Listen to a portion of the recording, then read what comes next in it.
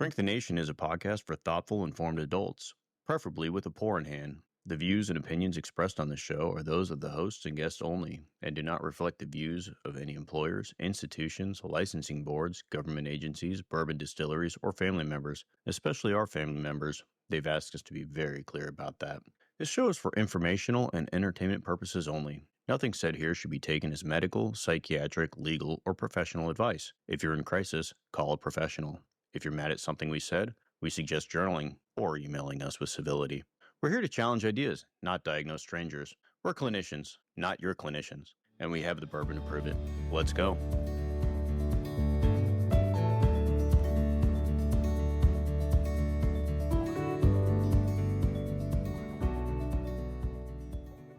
All right, welcome back to Shrink the Nation.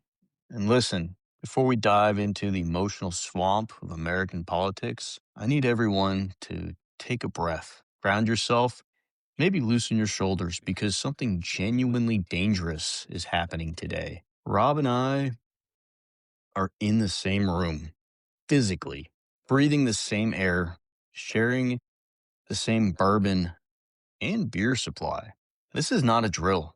Usually there's a screen between us, a healthy barrier, a digital safety net, a blessed buffer that prevents the two psychiatrist synergy from turning into a controlled burn of jokes, trauma, and questionable life choices. But today, nope, no buffer, no distance, no escape route. So brace yourselves. More psychiatrists in one place means more stories, more chaos, more bourbon, beer, and a level of unfiltered banter we cannot, in good conscience, recommend to anyone studying for the licensing exam, anything, boards, whatever. But hey, the government reopened, the country's spiraling in four directions at once, and the national nervous system is one strong gust away from dissociating. So you deserve a little extra entertainment for all our tens of listeners. So let's get into it. Two psychiatrists, one room. Hey, what could possibly go wrong? I'm David, got my 20 plus in the military, board certified psychiatrist, twice over. And here I sit. Today, I'm going to be enjoying a couple of things because why the hell not? I'm going to be enjoying Rob's presence. Cheers. Cheers. I'm also going to be enjoying with Rob a Rheingeist Truth, which is an IPA, 7.2 ABV, I believe. I believe you're absolutely right. And it is Cincinnati Brewery, Ohio's best. It's lovely. It's It is. drinking mightily clean. And we have here Old Forester 1910, Old Fine Whiskey. The story goes, as if I recall, 1910, there was a fire on Whiskey Row that led to Old Forester being rebarreled into heavily charred barrels. And the double barrel expression is now following the same process as the original Old Fine Whiskey. So it's a smokier, kind of darker touch to it, 93 proof. And it hits like a 93, but it's good. It's good. It's not quite as sweet as all the bourbons that I usually prefer, but I like it. It's good. So we're gonna be doing that through this show today. I'm Yeah. excited. Hey, it's Rob. I am a board certified psychiatrist, 25 years, closing on 26, 30 years in the military, sitting in the same room with David, which feels dangerous. And yeah, I'll say that the Old Forester, which is actually one of my favorites, they have varying types. The Prohibition style, which was quote unquote medicinal, is a little high on the alcohol content for us. And we actually making sense for this show. But this one is pretty good. And when they say extra charred, they meant that it was burned on the inside and the outside because apparently at some point right around 1910, the whole distillery row caught on fire. So here we are. Let's get started. Yeah, so we picked out 4 stories because why the hell not? We got 2 of us, we got a room, we've got bourbon, we got beer. Should be fun. Or a nightmare. Either way. We get to edit it either way. Gonna be good times. First story is, well, this one didn't even make it a whole goddamn week after our last show. But to build off last week, Marjorie Taylor Greene resigns. Color me surprised. After the breakup, from ride or die to battered wife. Marjorie Taylor Greene announced on November 21st, 2025, that she's planning to resign from Congress January 5th. So, geez, it didn't take long. It's actually kind of stunning. So the more cynical side of me thinks, all right, she's repositioning herself for a political future that she is seeing as being more Democrat leaning, or at least more centric leaning. So that's the cynical side of me. Now, do I think that's realistic? Not really. I think really what she's going through, and if I look at her history, this is a woman who tied her identity to group think. So she was heavily engaged in conspiracy thinking prior to her political career. She has been heavily tied to the MAGA movement. And in fact, she may be cornerstone of the MAGA movement. And when you lose the blessing of the MAGA leader, I think she is really struggling with identity right now to the extent that she can't hang. She can't stay in. She is leaving. And that is surprising that she's going to leave 11 months in advance of what she would need to. I'm just lost, Yeah. Juan. Just heartbroken. I'm so heartbroken Well, the over it. breakups are hard, man. Breakups are hard, and I can understand that entirely. What I find, I guess, most interesting is the way she's framing this. So she's went from a we standpoint to a they and a he and a me standpoint. She is taking on kind of a victim. I mean, she referenced herself as a battered spouse or a battered wife, which I do find really fascinating. She's distancing herself from all of her prior statements. She is wrapping herself in the armor of, I'm being attacked, threatened. When we can go backwards in time through the help of Google to see points in history in which she actually facilitated the attacks on other people, I have to assume that she is currently in a significant identity crisis. Watching this it's difficult. It's hard to wrap your brain around what she must be going through. If you understand her history, at least in the years that kind of led up to her getting into Congress. And for anybody who doesn't, I guess you encourage anybody to go back and kind of read her bio in the sort of the couple of years that led up to her going to Congress. She was fairly politically active, mostly as somebody who would attack Democrats, specifically targeting what is the left wing? What do they call themselves in Congress? Tlaib and AOC, The squad. the squad. Yeah, so she would attack them to excess, but she would do that. She was quite famous for going to their offices and screaming through their mailbox to come out and face the people and antagonize them. And then when she ran in, believe like the 10th most Republican district in the country. So by winning her primary, there was little chance that she would lose. So for her to fall from the graces of Donald Trump, the writing is on the wall for her. She knows that she's going to lose. Now, you kind of wonder then, like, why not stick it out to the end? That does make me wonder. So what is she doing this for? Does she want to be a congressperson? Well, when your identity is built around Trumpism and Trump withdraws his endorsement of you, then you either lose identity or you build a new identity real friggin' fast. Yeah. Psychodynamically. And, it is interesting to watch her have to build a new identity. And we've all actually, for our tens of listeners who are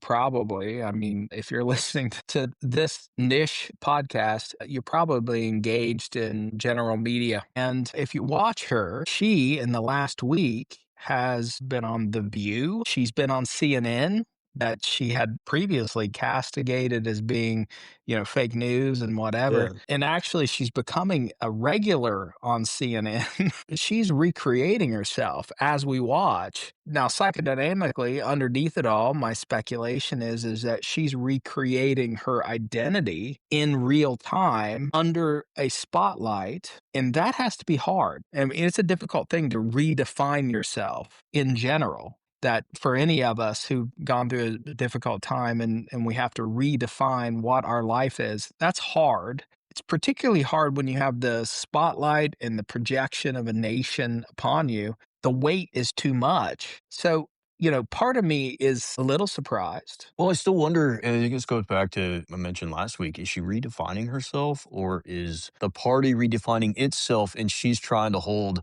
steady to her belief structure? What she has said is that I don't believe either party is serving the American people any longer. Now, I guess the question would be, has it ever, if your structure is based off of that, if what you hold to be true is what you believed in, is it really so much that things have changed that much? Or is she redefining herself? I don't know that. I'm not sure, but obviously you got to survive. And the environment that she grew up in, quote unquote, isn't accepting of her anymore. It's just not going to tolerate her if she's not willing to change with it. And so now she's trying to redefine who she is, and that means different media perspectives. So I'm going to do a throwback to fantastic movie. I recommend it. What About Bob and Baby Steps. So in What About Bob, Baby Steps is a recurrent theme. My sense of this, honestly, is that there's a cynic in me thinking that that she is the master chessman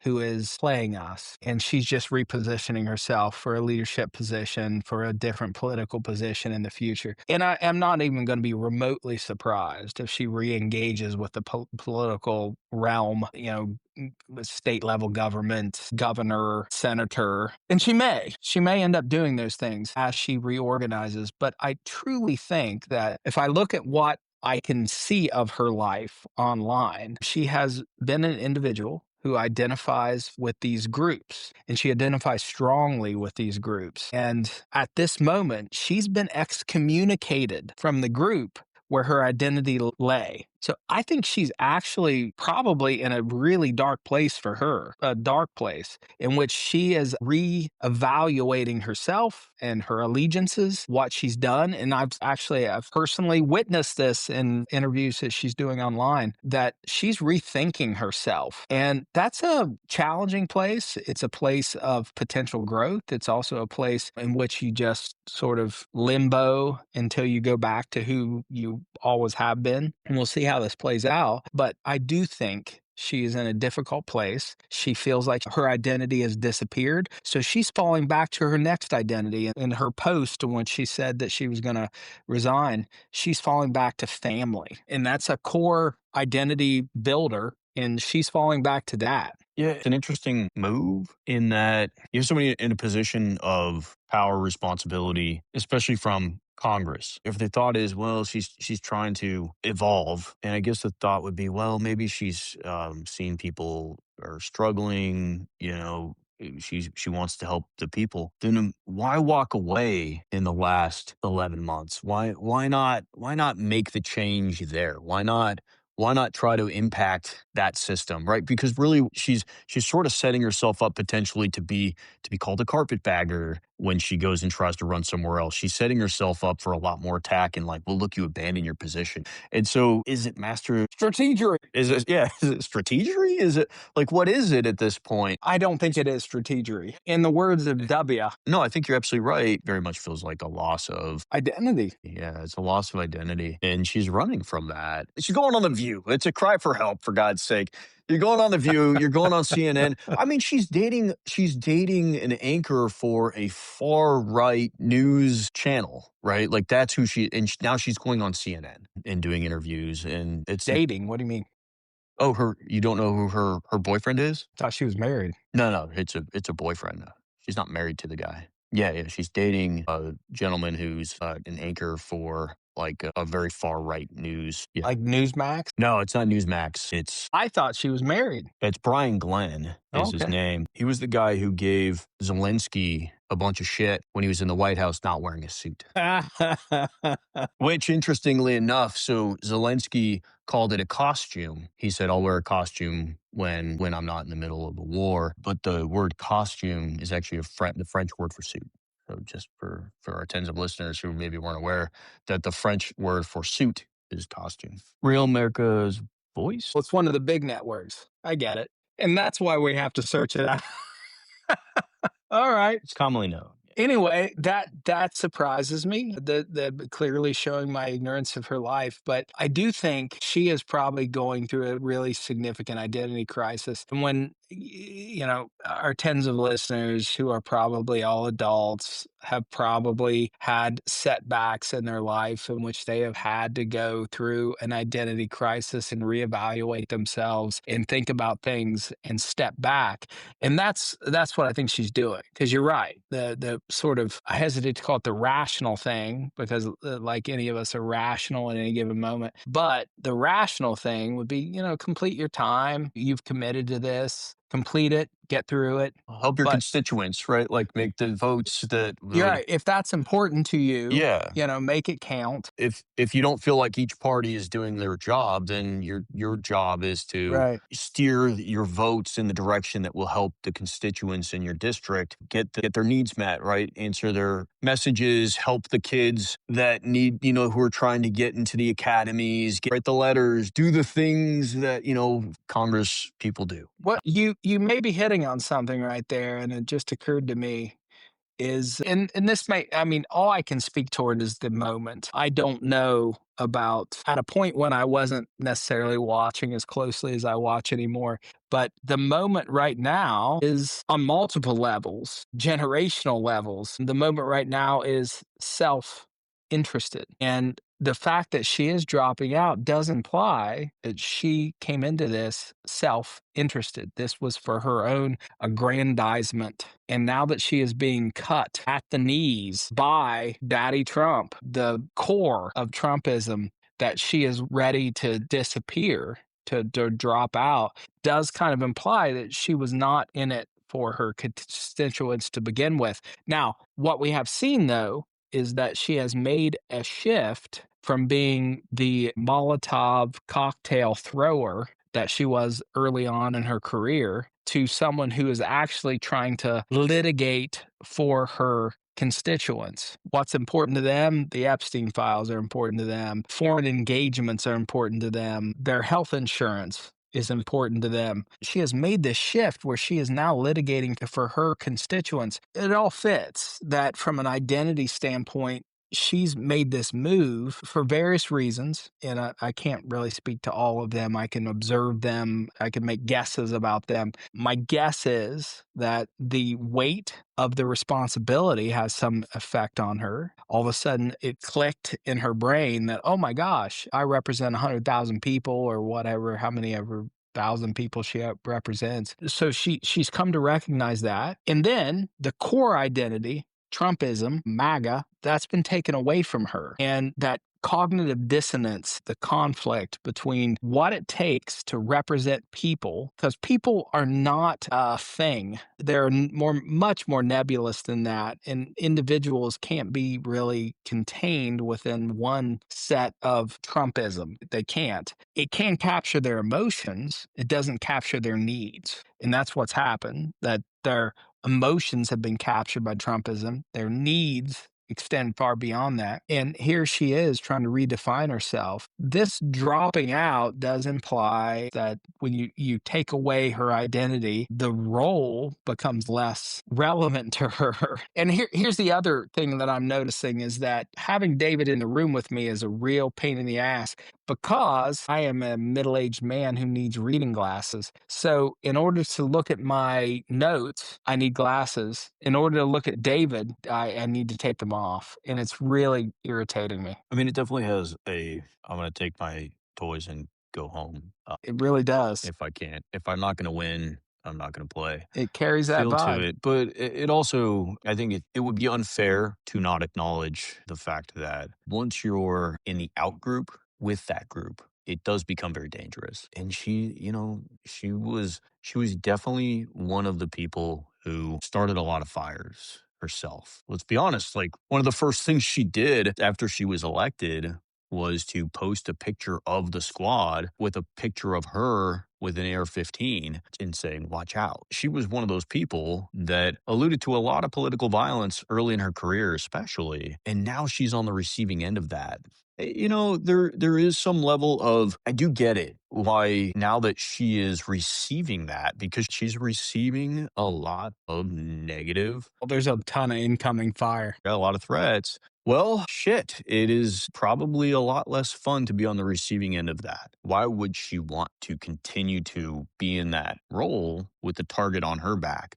And you know what? Who cares? Responsibility, Well, no, and I agree. commitment, But she's leadership. But she has I mean, she has it's like you built up this machine that ate people alive, right? Yep. That was designed to make it very unpleasant to be on the opposite side of it. But now you find yourself on the opposite side of it. And shit, why would you want to be there? Well, here's a question for you. So, what I have noticed is that I'm going to just vaguely call it the left, even though there is no such thing. There are micro groups, but I have noticed they are quick to embrace her. So, are we revealing that the universe, that the American people are very accepting, or are we revealing something else that they're self serving? And all you need to do is show a little bit of allegiance to them to be embraced. The greater left or Well, and this comes from a number of individuals who are certainly left leaning in their politics. And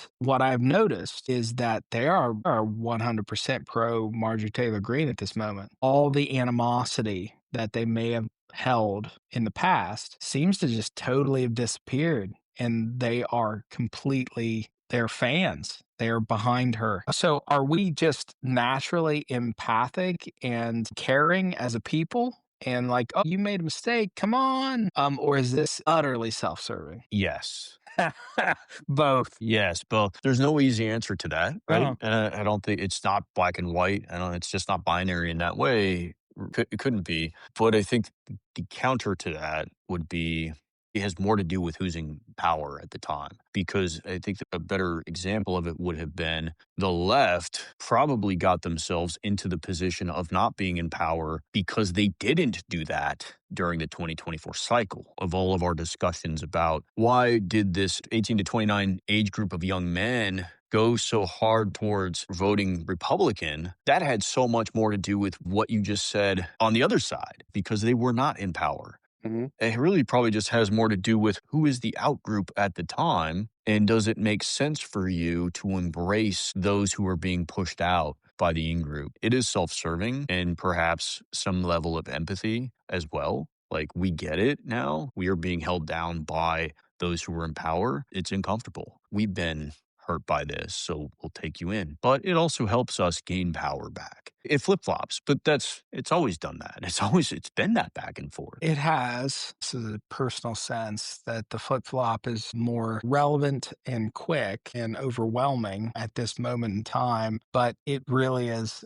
and you're right, it has probably comes down to a lack of a sense of self efficacy on one side, and any ally that we can pull in to the us will do it at this point. And when you're in power, you have a little more You flexibility. kind of have a fuck 'em attitude. Like we're in charge. We'll do whatever we want Exactly. and we'll consolidate our power and go our path. We're in Yeah. charge now. We're going down the route we want. Anybody who doesn't think the way we think is on the outs, and you create the out group, which is what everyone in power does to maintain power. Yeah. And then they lose power. And then you have the groups that had to somehow figure out how to gain power, which is what do? They open up their arms to everybody to overthrow whoever's in power. And that's American politics in a nutshell. Probably politics, period. We have talked this one to death. Let's move on. Any final thoughts? I do.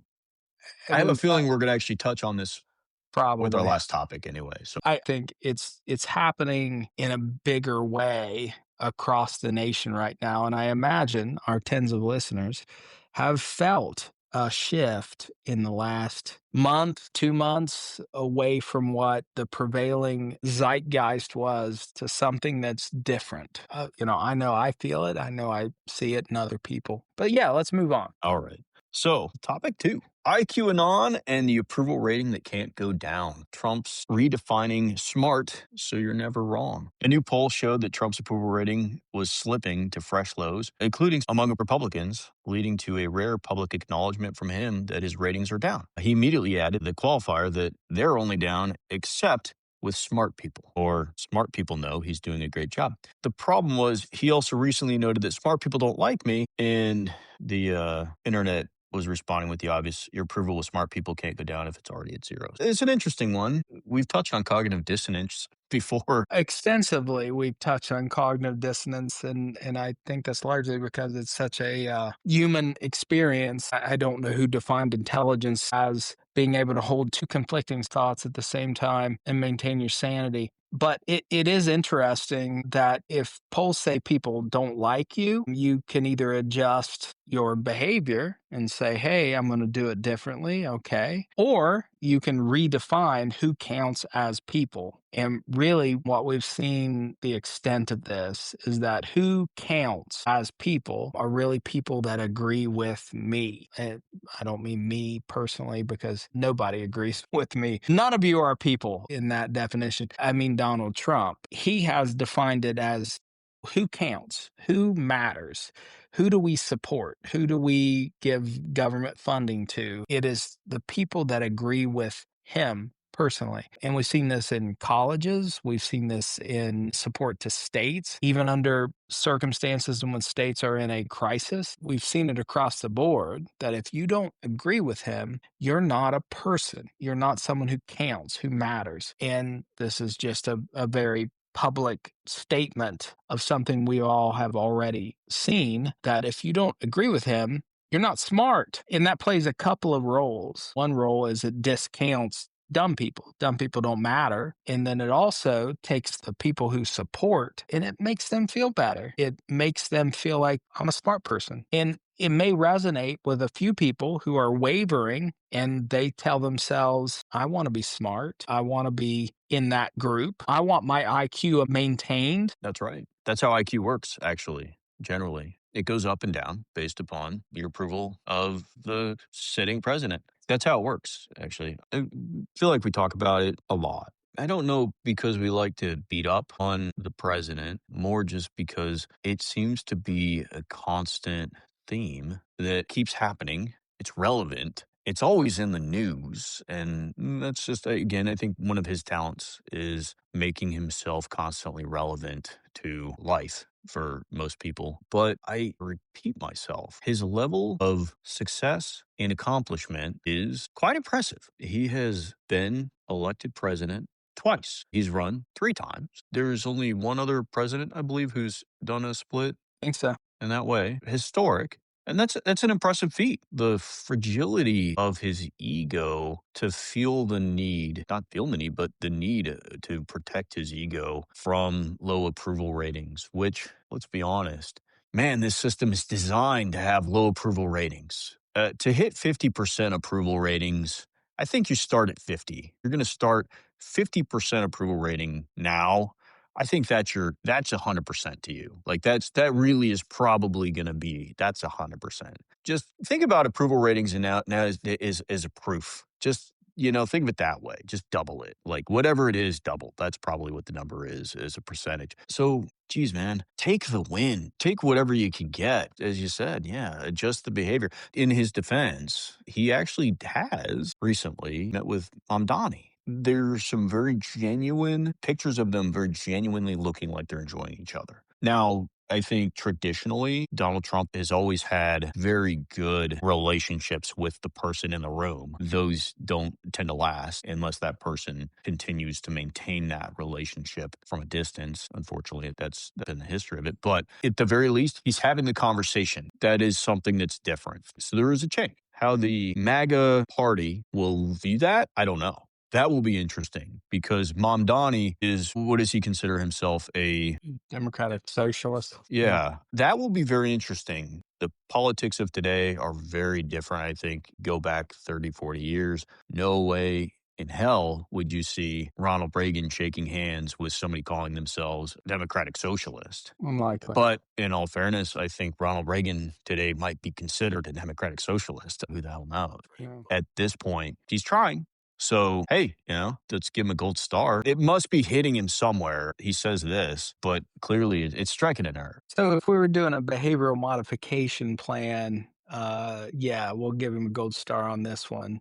Met with Mom Donnie. Gold Yeah, star. gold Shook his star. hand. Way to go, buddy. Way to go, you. Oh, you. Mom Donnie won by really working his ass off Yeah, throughout New York City. yeah. And so I imagine he too is also a very charismatic guy.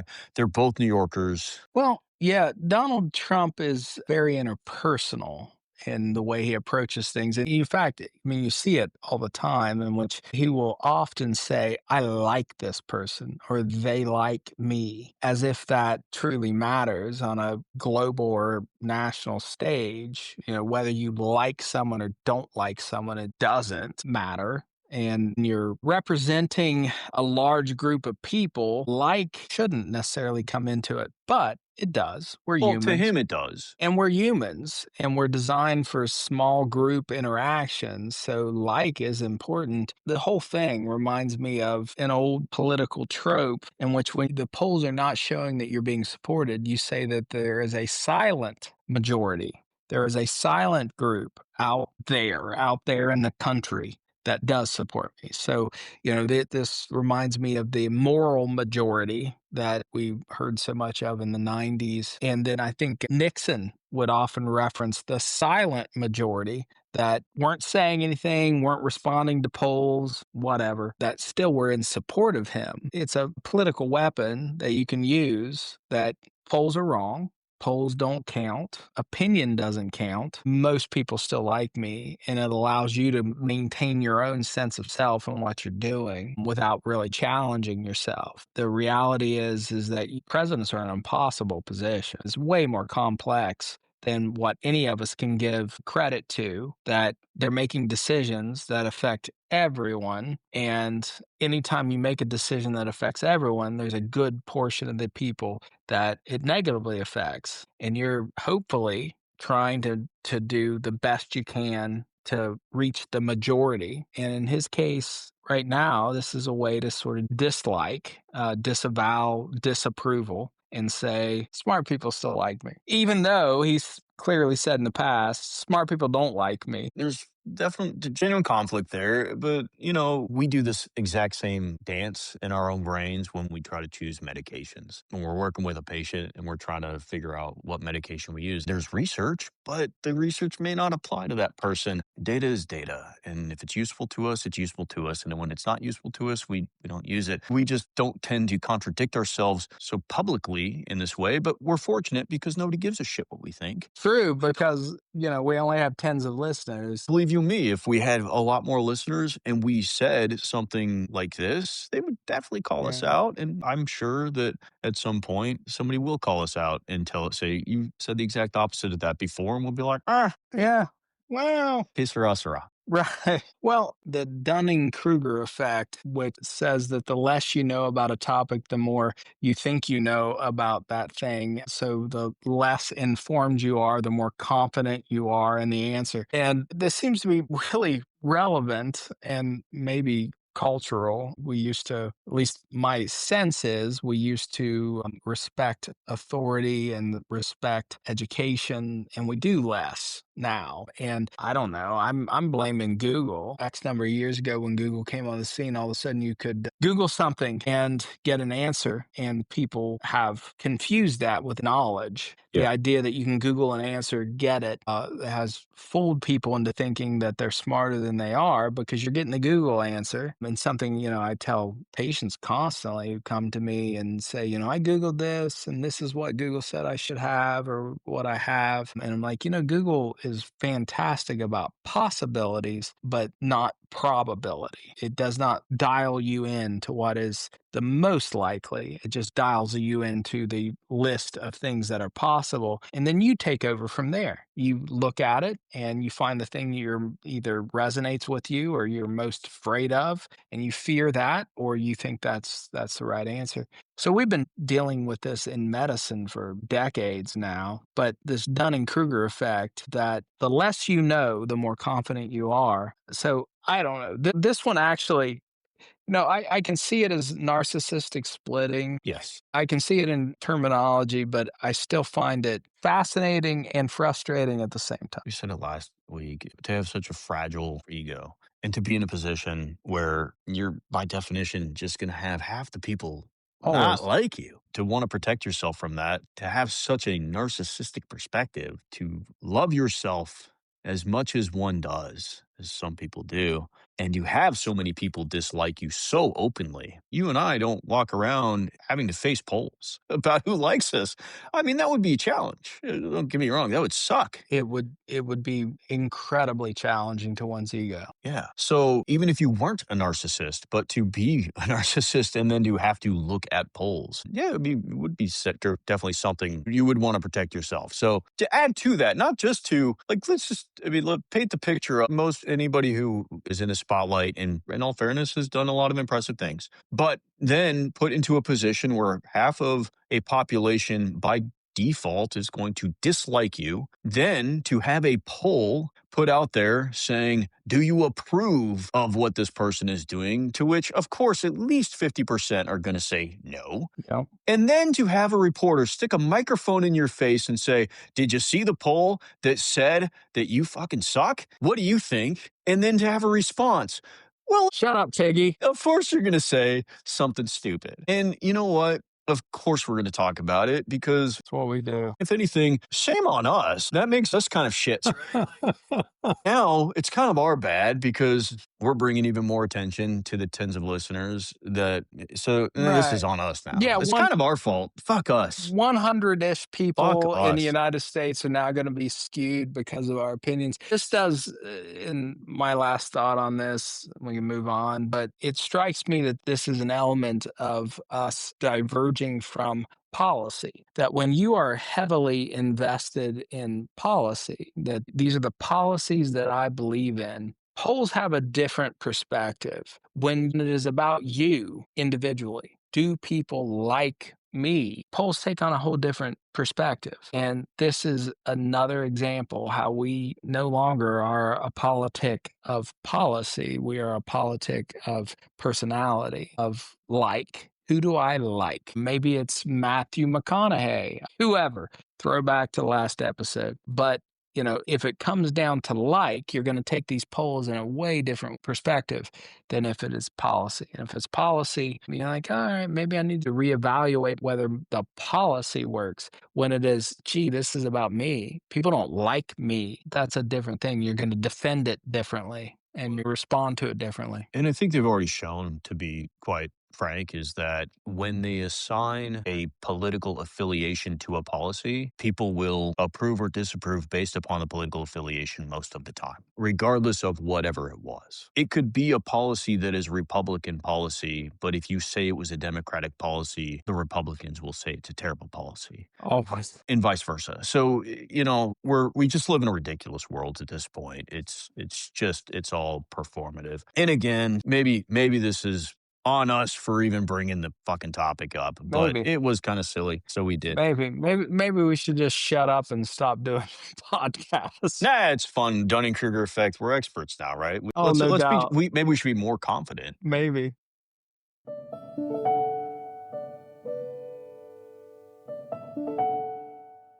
Hey, it's Rob from Shrink the Nation.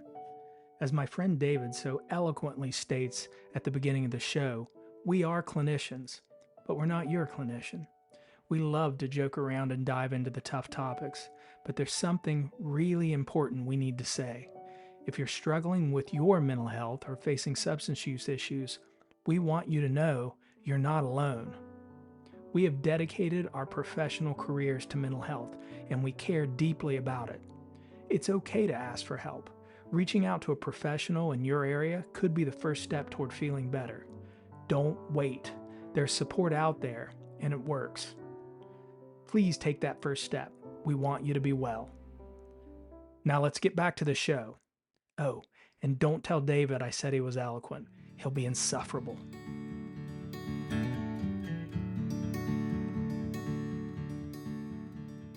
Let's move on. This one's great. This one really is, we'll try not to get canceled for even mentioning it, but this one's interesting because there was, and I actually hadn't heard of this until it was brought up, but there is apparently a worship music algorithmic church song that came out that was AI generated Christian nationalist anthem titled We Are Charlie Kirk that's been on Spotify and YouTube, posted on the creator named Spalexma. It was recorded after Turning Point USA founder Charlie Kirk was fatally shot. It blends praise song cliches with political idolatry, lyrics about carrying his flame, fighting for the gospel, and honoring his courage. But it's been getting flamed as the worst song ever made, basically pointing to its uncanny valley vibe and the bizarre spectacle of an AI system manufacturing a martyr anthem for a very online movement. The song itself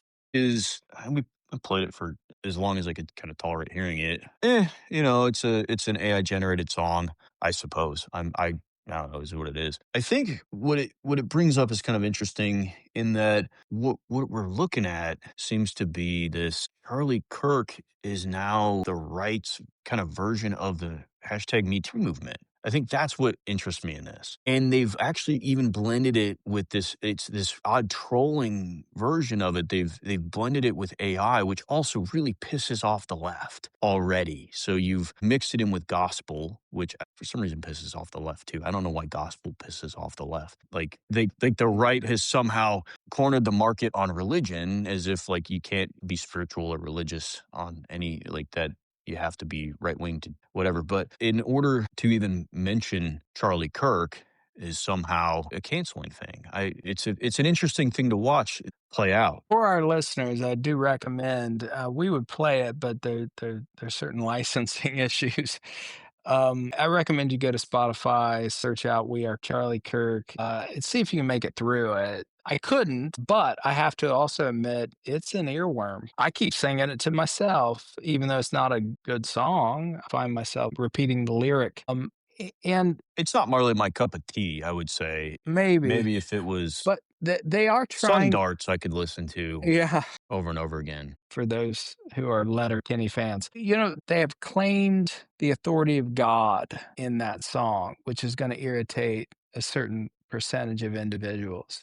They've also lionized Charlie Kirk in a way that I don't necessarily think is realistic. They made him the warrior of what's right, and that he went into battle and knew he was under threat and did it anyway. And I don't know if that's right. And truthfully, he shouldn't have had to make a choice to go into battle and to face execution, to face death. It's the United States. He should not have had to face that. But I don't think he walked onto that stage that day thinking that that's what's happening. So the rewriting of history, the rewriting of his intent and his, whatever internal struggles he had, it doesn't necessarily feel right. But it's interesting you're comparing it to Me Too. Speak toward that more. Well, there was, you kind of alluded to it in the last episode as well.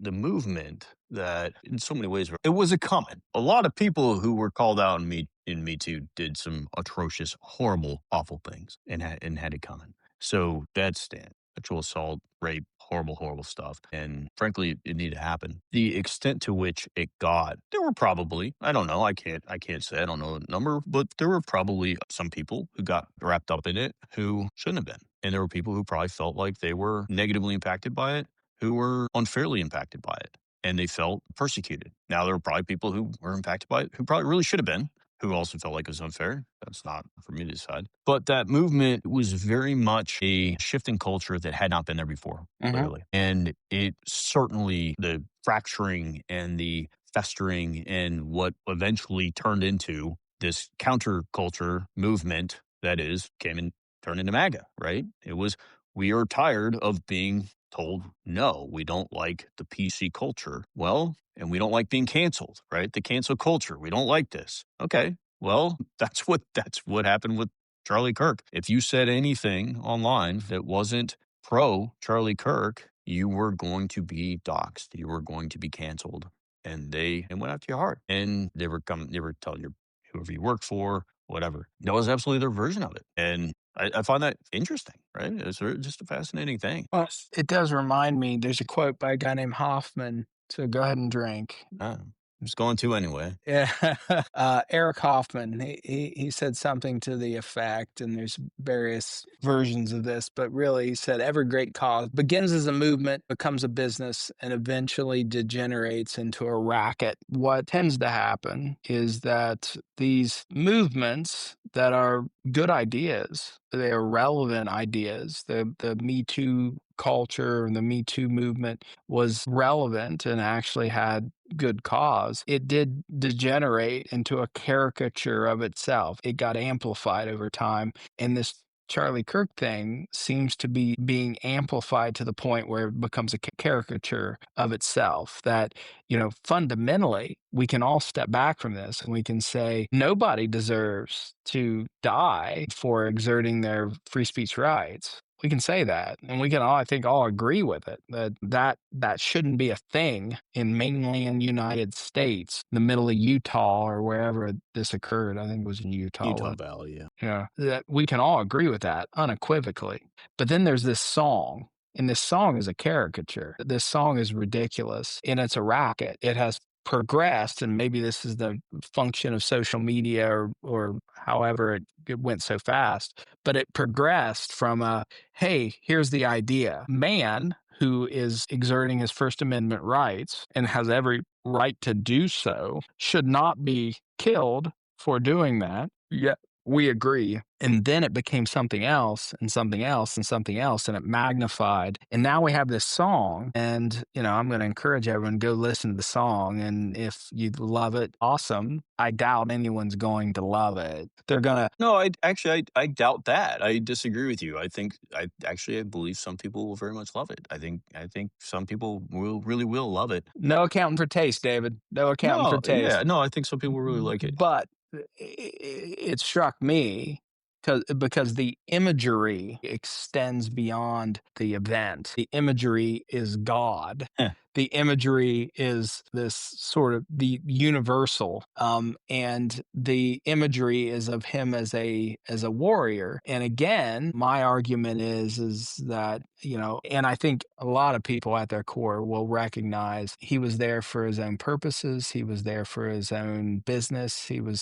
And again, not saying he should have, in any fashion or form, should have suffered the outcome that he suffered. What I am saying is that he wasn't there as a martyr. He wasn't Joan of Arc jumping up on the stake to be burned for her beliefs. If he had known that he was under threat, I don't think he would have went out on that stage. So this wasn't an act of heroism on his part. Again, I'm not detracting from him. I'm not saying that he was a coward or anything like that. I just don't think this song captures the moment, and it becomes a caricature. It becomes a racket. It becomes a thing that someone did in order to get attention, to get likes, to get clicks, whatever. Well, yeah, I think there's maybe a lot of assumptions within that, especially with the nature of the internet, would be that it could be a song that's just designed to own the libs. It is certainly using a medium that pisses off the left. It is using a topic that pisses off the left. And it is the ultimate song designed to piss off the left. If that's what it's there for,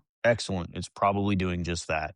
It is certainly gaining enough attention online for that purpose. If it is there in his honor, well, it's there. It's a song. It's certainly not anything more. It's not an historical account. It's a song. Well, and what I'm curious about, it has been touted as totally AI generated. I listened to it. I can't tell. And that's the other element to this. The power of AI at this moment in time to create things that resonate, that make a difference. Who knows how this will play out? But right now, I think it's a source of ridicule. It's funny, or it's being perceived as funny. Because there is that element of it just feels over the top. And again, I'm going to send our listeners out, go to Spotify, search out We Are Charlie Kirk, listen to it. If I am wrong, I've listened to it a grand total of one time. Half a time. Yeah, half time, because I couldn't make it through the Third of a damn time, thing. yeah. I couldn't. Might have dropped a really sick beat in the middle that we missed. It may have, but finally there was a worship song for people who find Nickelback too intellectually challenging.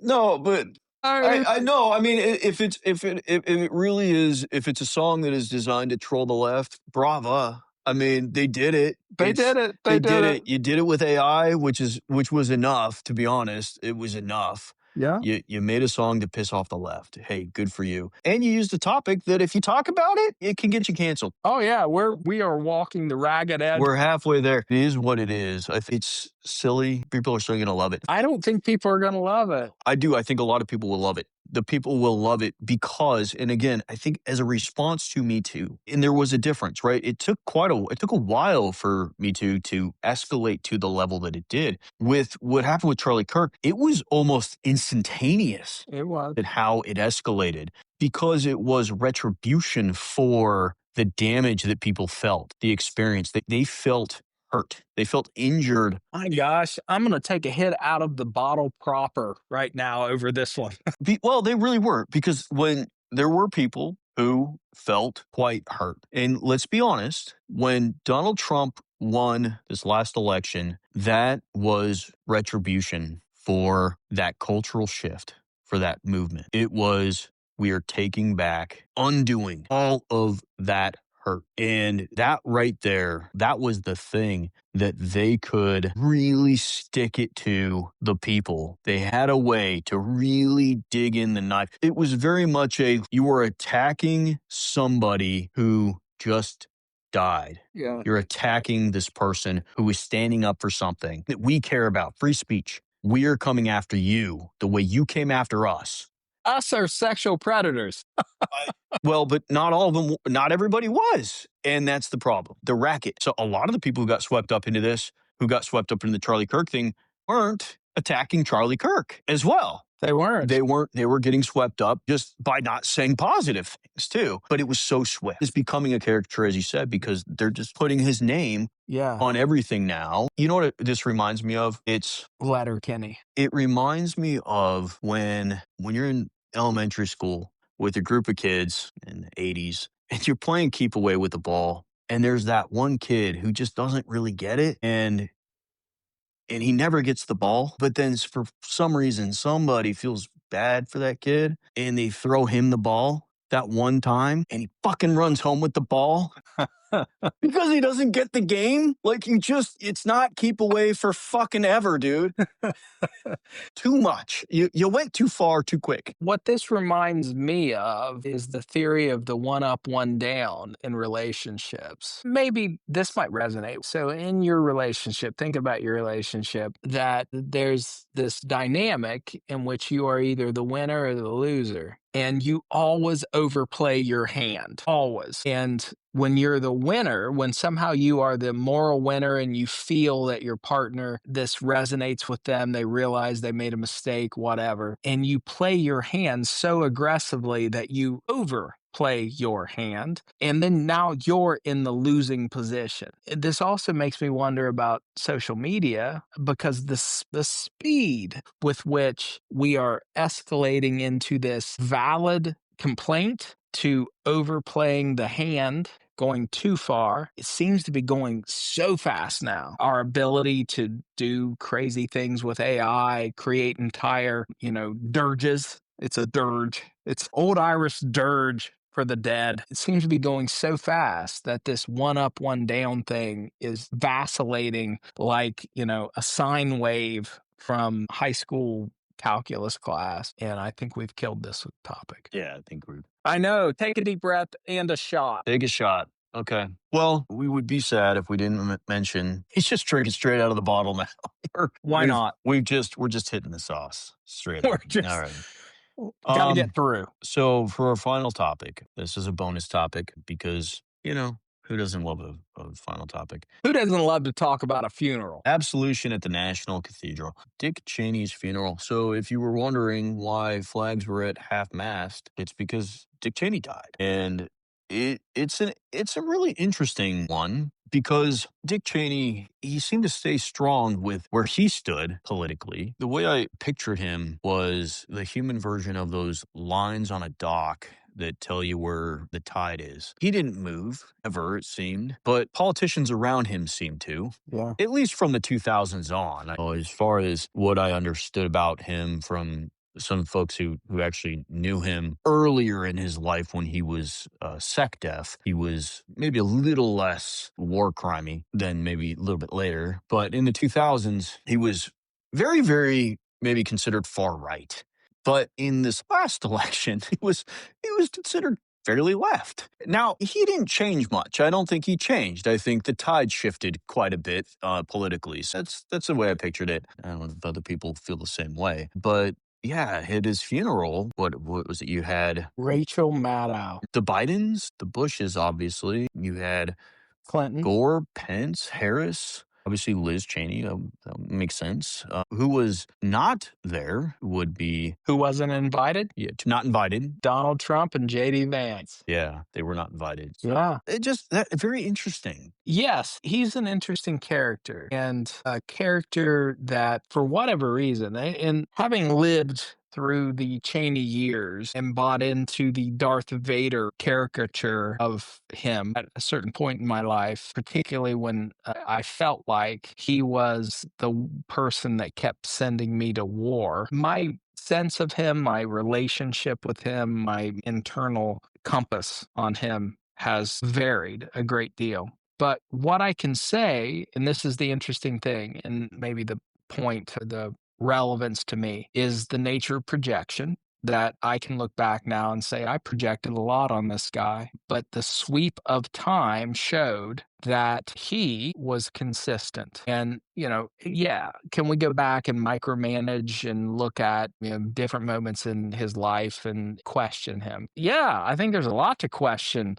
about him. But what we can also say was that there was an internal consistency with this man that is respectable. And he was never left. Did the left embrace him?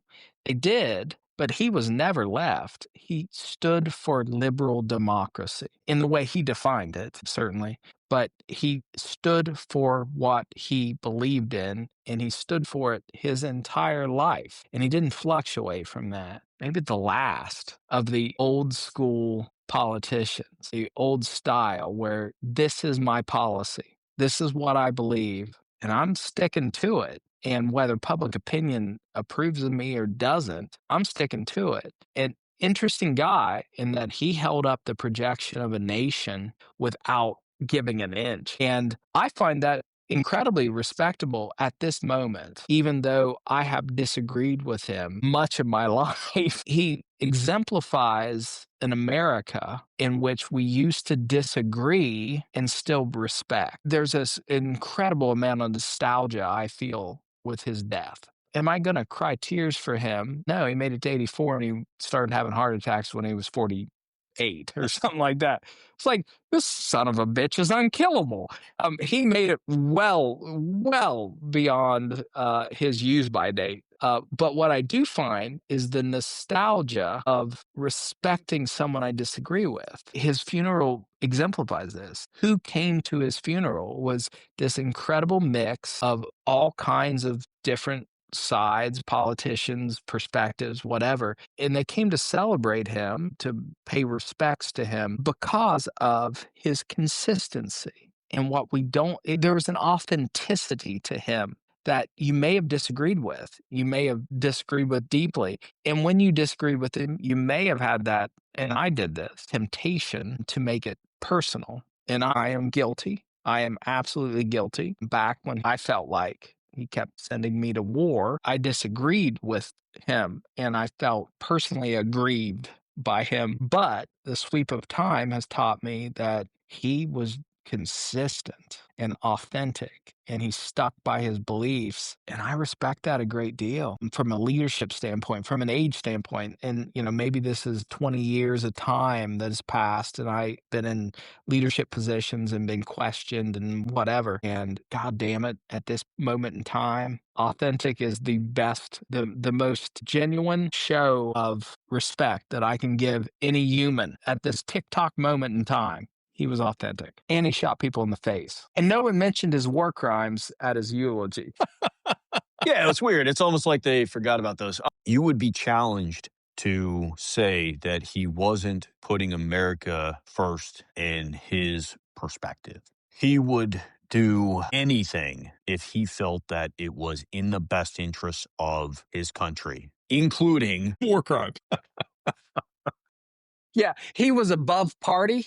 He was below Geneva. Yeah. He existed somewhere in that zone. Now, in that, with time, there is a level of nostalgia that comes in to say, you do miss that. You miss being able to look at your politician and say, I don't agree with everything that you do, but I know that everything that you're doing is coming from a place that is putting your country above everything else. Now, there were probably better ways to do that. Probably. And there are probably better ways to do a podcast. And here we are. Ways to not manipulate intelligence to get things accomplished. Now, if I've learned anything from being in the military, as long as I have, is that the amount of information that I have available to me at the level that I'm at is not always the amount of information that somebody else above me has available to them. He was the vice president of the United States, so the idea that he had information above him probably better than mine.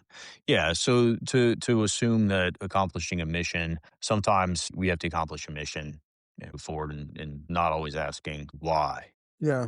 But, it does help when there are WMDs and you're not just being told based off of bullshit, until it can be screwed up. Intel is often screwed up. So, what I have learned from my time in the military and, commanding at the level, my maximal command level was a brigade, is that I was frequently disliked because the mission, the information that I had, the demands didn't really square with making everyone like me. And, I can say personally, I experienced a great deal of angst over it. It broke my heart when I had to do things that hurt individuals. It made me, it was an incredible anxiety provoker, we'll say. I wanted everyone to like me. And that's the thing I respect about him, actually. And this is maybe go back to me as a 30-year-old, I'll say kid now, but 30-year-old kid who was on the receiving end of orders. I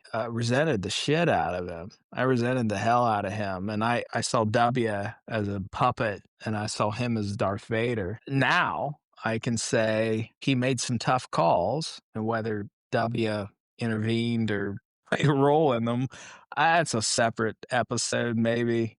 Although I have to admit, W, I wish he was here right now. I think we'd have a good time with him. I imagine he'd throw back some beers. I think he'd throw back some beers. And some bourbon. I think we'd pull out the canvases. He might do some portraits. He might paint a little bit for us. Could we shoot some skeet?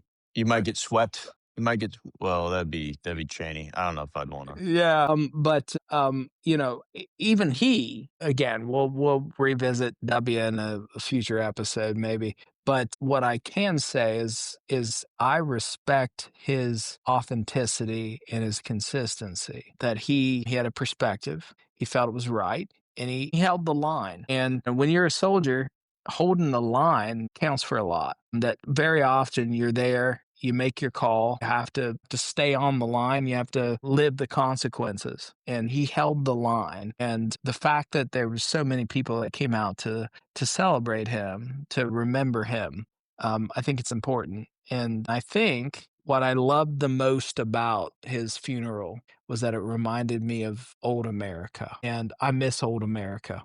He did things. He did stay consistent. He did things. Thank you for dumbing that down, David. Well, what I'll say is He did things, folks. He He did some things. He did a lot of things. No, he did things that I imagine were probably he did questionable things from his perspective were the tough calls, but in his mind, the right calls, unwavering in what he chose to do. He did them probably and I think it was pretty clear that he would do things that any other politician would not when he thought it was the right thing to do. And so even look in hindsight, looking back, even in doing the things that we would look back now and say, you should not have done that, dude. He clearly made those decisions with nothing probably but the best interest of our country in mind. So even if we don't appreciate that he made those decisions, he made them with with good intentions. Horrible things with good intentions in mind. And you know what the truth is? He made the choices he made, and And he lived with them. the truth is, so did we. We lived with them. Mhm. So,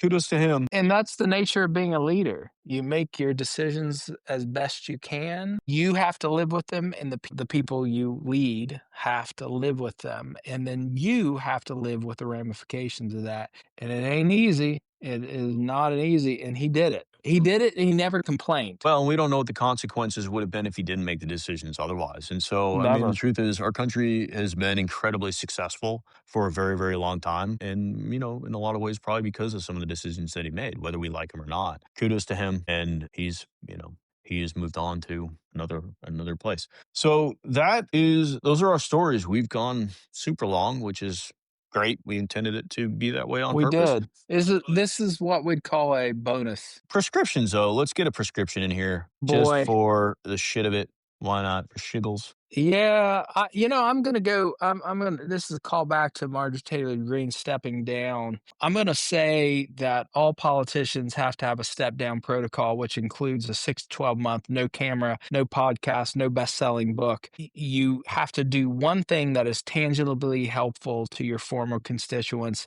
and then you can't tweet about it. Okay. Okay. Okay.